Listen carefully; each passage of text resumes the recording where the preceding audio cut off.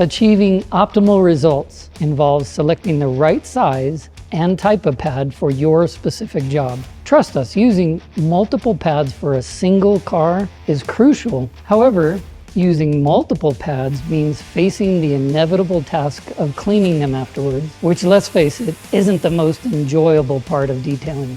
During the job, when your pad becomes loaded with compound and paint residue, the performance of that pad is diminished. To reset the pad, you have a couple options. You can utilize a nylon bristle brush to dislodge some of the residues while the pad is still attached to the tool.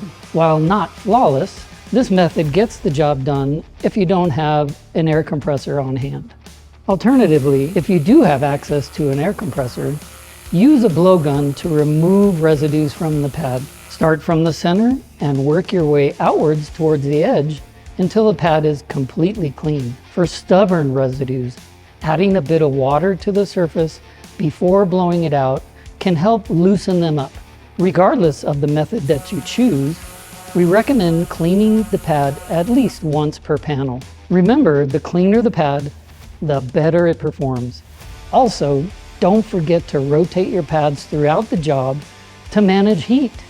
We recommend swapping out every 2 panels as you're polishing on the car.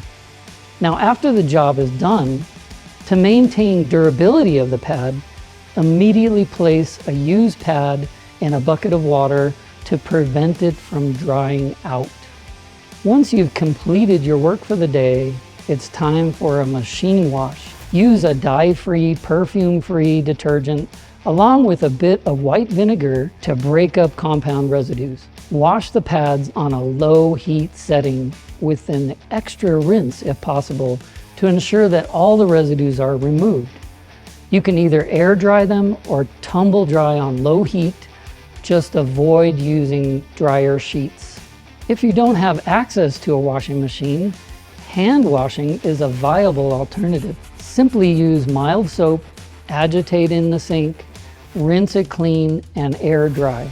And don't fret if your pads become slightly discolored. It's perfectly normal and won't impact the performance as long as all the residues are removed. So there you have it, our top tips for maintaining your polishing pads in excellent condition.